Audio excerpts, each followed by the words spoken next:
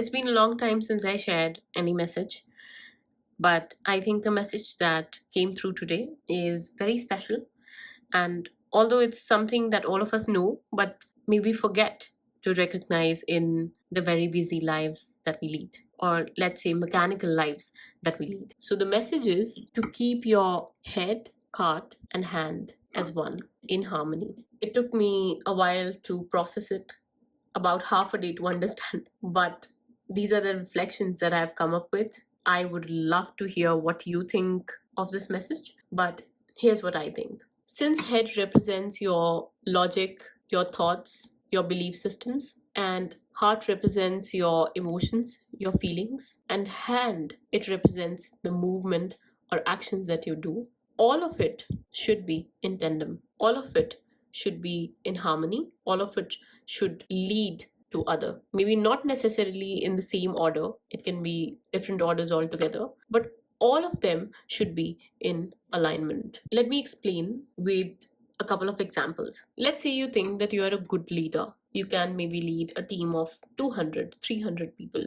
You're very confident about maybe the way that you look, the way you carry yourself, the way you can straight away jump into action. That's what you think, right? But at the same time, you tend to stop yourself from performing some kind of action because you think that you are not being validated enough, because of which you either do not perform that action or reduce the intensity of that action. But in your mind, you are this great leader who can create, destruct, and move empires. Or let's say if you are in love with someone, you love them dearly, and maybe you want to marry them, but you don't really know them and you jump into action without thinking through. Now, here you don't know much about them. You've jumped into a relationship and maybe made an idol out of an imperfect person. All of us are imperfect, right? This is the biggest mistake that we do when we put somebody on a pedestal and we idolize them and take away their chance to become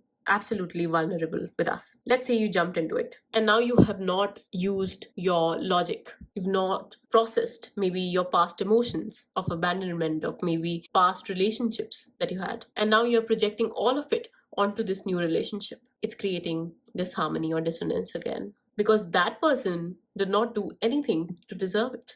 Here, it's absolutely on you to process those emotions, to extract all the information about the person that you want to be with, their good and the bad, and then take action. Or let's say, with respect to your health, if you want to, say, lose 2 kgs in 1 week, and from Monday to Saturday, you diet well.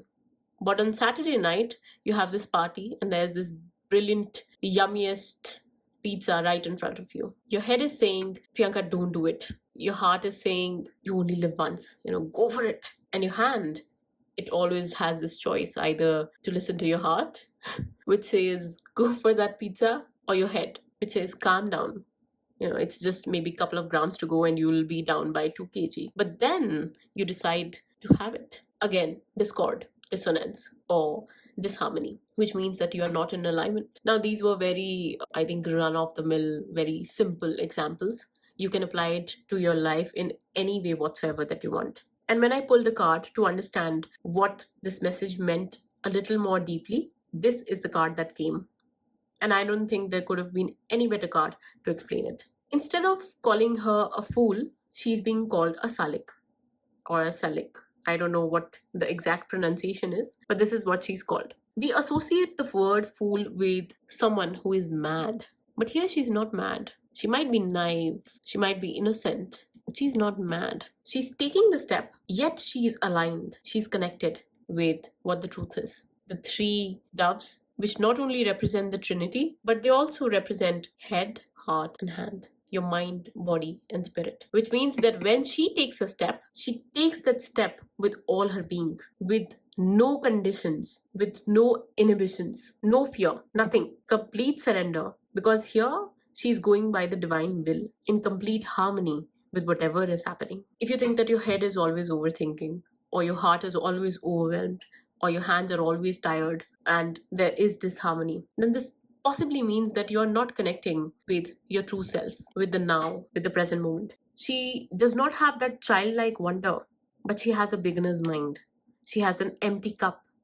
She's trusting God or universe with whatever steps that she's taking. She's not letting her head take over and give her analysis paralysis. She's not letting her heart overwhelm her with feelings and give her unnecessary stress. She's not letting her hands stop from the action that they need to take.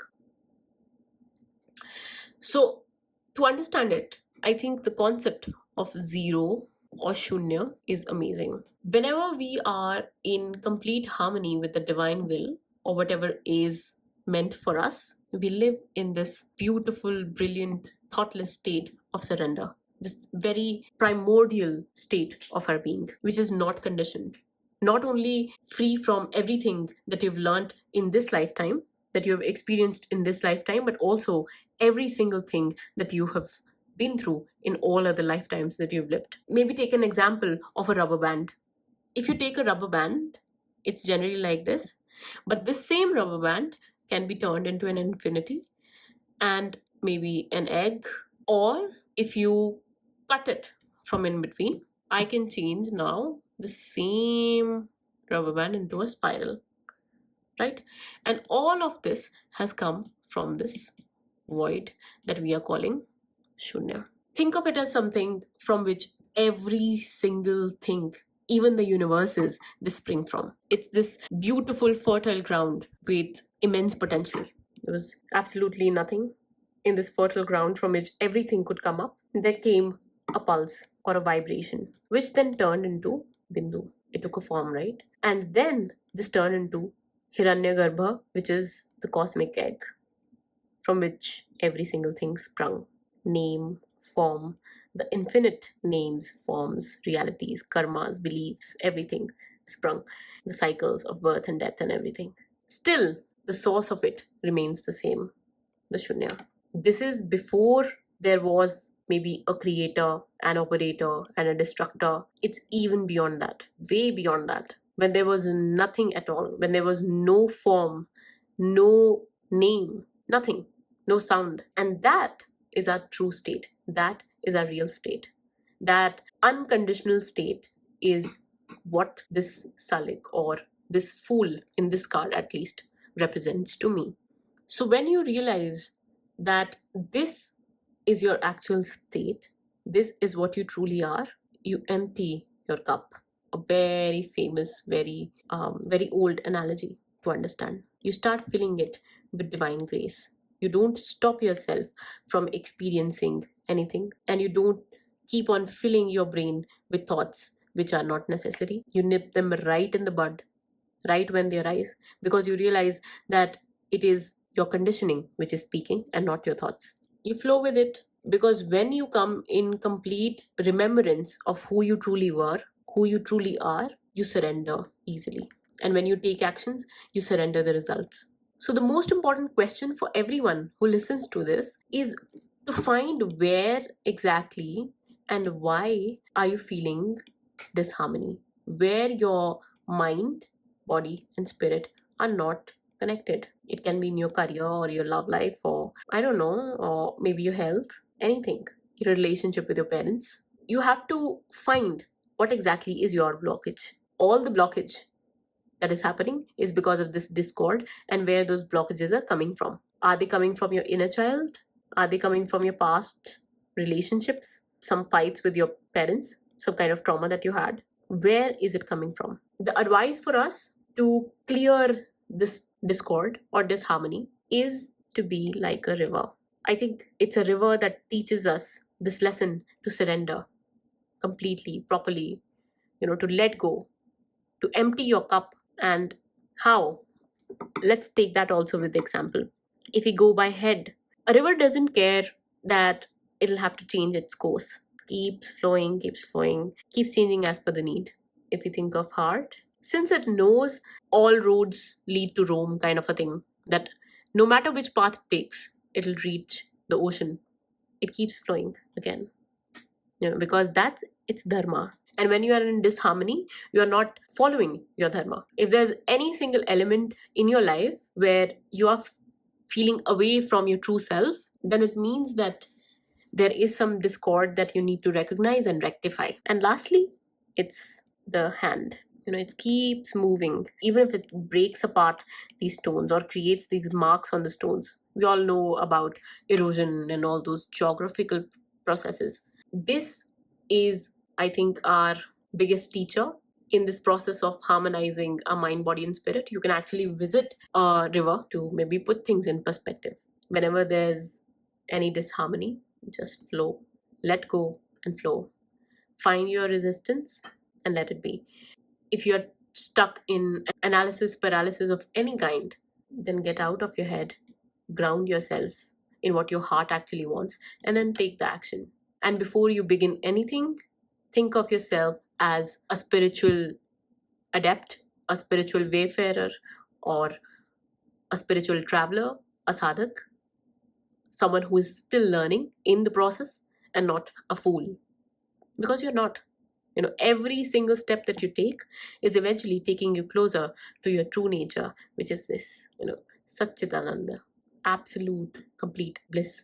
There's this brilliant, beautiful shlok, which means that whatever I do, every single thing with my mind, body, intellect, and even the things which are not, as per my natural nature, even that, I submit them all to you, to the Supreme, to Narayana. So whenever you feel paralyzed before taking any action, before feeling any emotion, or when you're too trapped within your thoughts, remember this: let go, surrender, and give it all to the Supreme, no matter what you call them. I hope it'll be of some use, of some help, as it was to me. I think I was just rambling a little too much in this one, but this is all I have for now. Thank you.